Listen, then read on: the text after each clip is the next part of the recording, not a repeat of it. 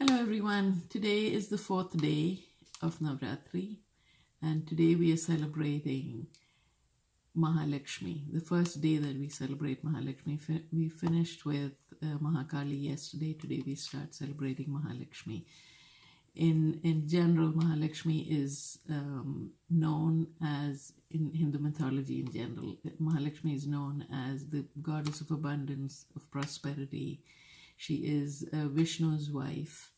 Vishnu maintains the universe, and she is the provider of the abundance and prosperity that is necessary for maintenance.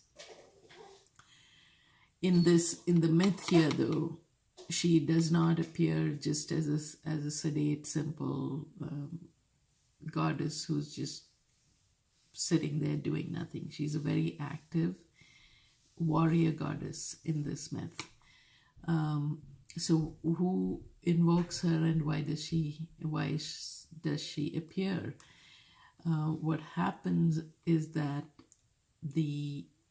there is a demon called Mahishasura. Mahisha means the bull, a bull, and Asura means demon. So he's a demon whose primary form, his primary physical form is that of a bull. And he does a lot of praying and austerity practices, and as a result he gets boons that allow him to overtake all the three worlds, right? So he's already the master of the netherworld. He then overtakes what's called Devaloka, the world of the gods, and he gains control of earth. If you think allegorically, you could think about him as a situation or an energy or a feeling or thought that has taken over all three planes of existence for you. So your physical, your emotional, your spiritual existence is being taken over by this demon or by this energy, and that's where the gods found themselves. So who are these gods? These are gods, the people who live in the god.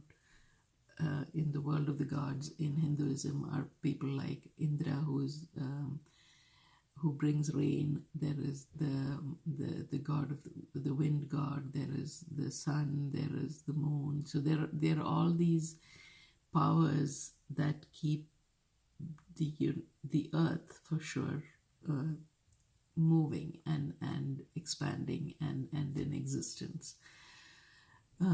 So they're distraught. They've been displaced, and they go to the first person in the Trinity in Hinduism, who is Brahma, and they go and start telling him their woes. Now, the big message of the day for all of us today is, when you are in trouble and you need help, you need to ask in order to receive, right?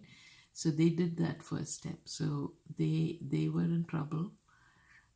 They knew they were in trouble, and they needed help, and so they asked. So they moved out of where they were, just instead of just sitting in the problem, and they sought a solution. And that the way they did that is they went and asked the creator of the universe to help them. Now he decided to take all of them and go to Vishnu, who is the maintainer of the universe, and Shiva, who is the ultimate destroyer. Before we go into what happens after that, there is a point to be made about this myth, because this myth is the myth of the goddess, right? So she is supreme. And the idea is that she is the energy that creates Brahma and Vishnu and Shiva. So all the powers that they have are endowed by her energy. And so when the three of them are sitting there and hear the injustices that are going on, their reaction is righteous anger, right? And a great thing about that I like about Hindu mythology is that the gods are not depicted as aseptic, unfeeling perfect creations. They feel everything. So they feel anger, they feel happiness. They show that because they're also depicted as being more powerful, and they also have the knowing that nothing actually goes wrong because we are all eternal beings. So there is that background, but they're shown to be people who feel all this. So they feel right is anger, and as a result of that, they project energy out of them, and out comes this. The first person, the primary creator of this is Vishnu, and Brahma and Shiva provide supporting energies. But there's this beautiful goddess who forms out of their energies. And again, to emphasize, the idea in this myth is that she was the person who gave them the energy in the first place, and therefore they released her in order to provide a solution for this particular problem of Mahishasura.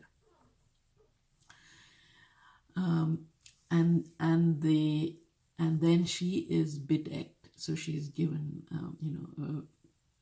all the powers in the world gather together to give her different weapons and jewelry and clothing, and she is this beautiful goddess who is resplendent in her glory. And she has a lion, a roaring lion, which the Himavan, the mountain god from the Himalayas, gives her.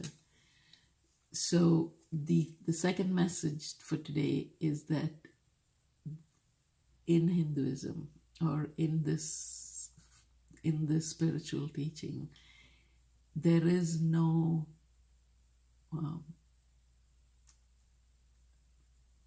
prosperity and abundance, or seeking prosperity and abundance, or being prosperous and abundant is not considered a bad thing. Right? So those are the two primary things I wanted to say today.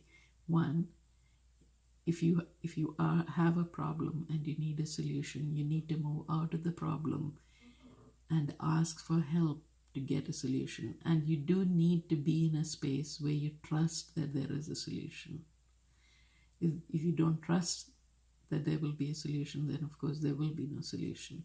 So even inside you, when you have a problem, you need to move from wallowing in the problem to finding a solution and trusting that there is a solution, and then asking for help.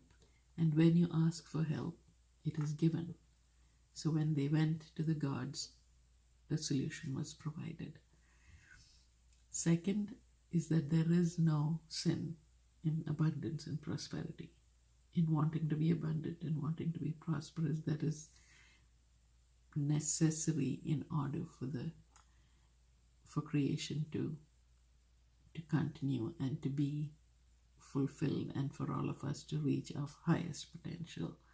So tomorrow I'll talk a little bit more about how Lakshmi became a warrior goddess in this, and we'll continue celebrating abundance and prosperity. Have a great day.